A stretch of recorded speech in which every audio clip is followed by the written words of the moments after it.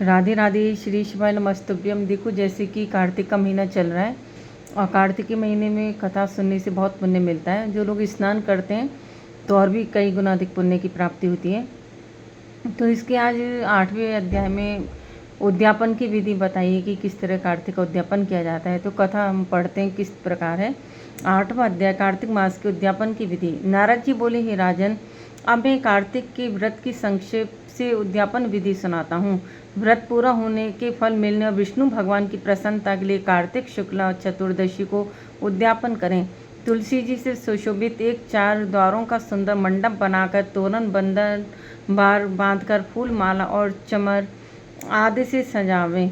मंडप के चारों द्वारों पर मिट्टी के पुण्यशील सुशील जय और विजय भगवान के द्वारपालों को बनाकर उनका पूजन करें। फिर तुलसी के चारों ओर अनेक रंगों से सुशोभित सर्वतोभद्र चक्र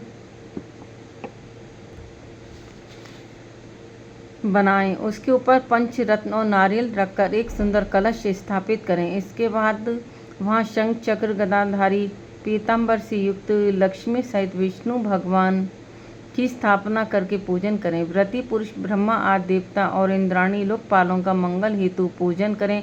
द्वादशी को भगवान उठें, त्रयोदशी को देवताओं ने उनके दर्शन किए और चतुर्दशी को देवताओं ने उनका पूजन किया था। भगवान की उस दिन शांत और सावधान होकर पूजा करें। गुरु की आज्ञा प्राप्त करके भगवान विष्णु की सुवर्णमयी प्रतिमा का पूजन षोडशोपचार से करें और विविध भोग अर्पण करें। रात्रि में जागरण कर वाद्य आदि के साथ भजन कीर्तन करता रहें और प्रातःकाल उठकर नित्य नैमित्तिक कर्म करें। पश्चात हवन करें, ब्राह्मणों को भोजन करावें तथा धन का लोभ छोड़कर यथाशक्ति दक्षिणा देवें।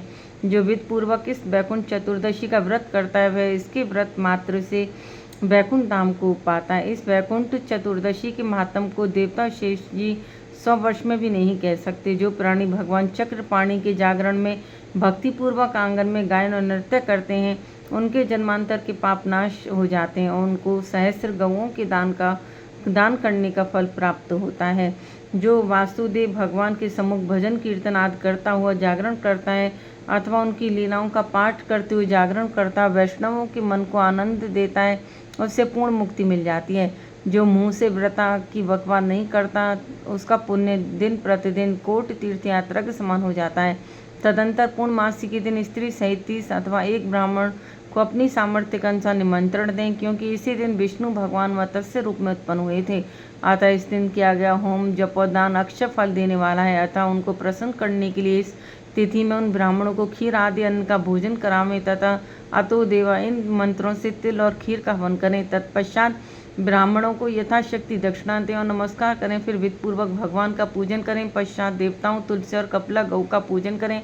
फिर सपत्नीक वस्त्र आभूषणों से सुसज्जित होकर उपदेश करने वाले गुरु का पूजन और क्षमापन करावें तथा प्रार्थना करें। प्रार्थना मंत्र: युष्मत् प्रसादाद देवैश्च प्रसन्नोऽस्तु सदा मम व्रताद स्मच्च यत् पापं सप्तजन्म कृतं मया तत् सर्वनाशामायातु स्थिरामे चास्तु सन्ततः मनोरथश्च सफला सन्तु नित्यं मम अर्च्या देहान्ते वैष्णव स्थानं प्राप्नुयामत् दुर्लभम्।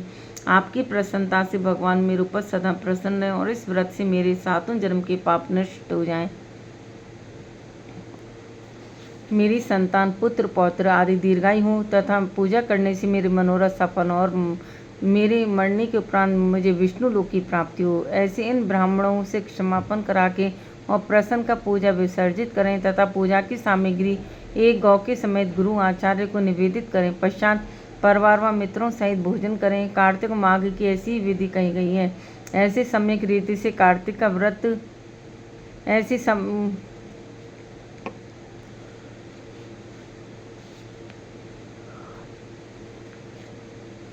ऐसे उन ब्राह्मणों से क्षमापन करके प्रसन्न कर पूजा विसर्जित करें तब पूजा की सामग्री एक गौ के समेत गुरु आचार्य को निवेदित करें। पश्चात परिवार व मित्रों सहित भोजन करें। कार्तिक और माघ की ऐसी विधि कही गई है। ऐसे सम्यक रीति से कार्तिक व्रत करने वाला संपूर्ण कामनाओं से युक्त पाप रहित होकर संपूर्ण तीर्थों का करोड़ों गुना फल प्राप्त कर विष्णु भगवान के समीप चला जाता है। भक्ति सहित कार्तिक व्रत रखने वाले लोग धन्य हैं।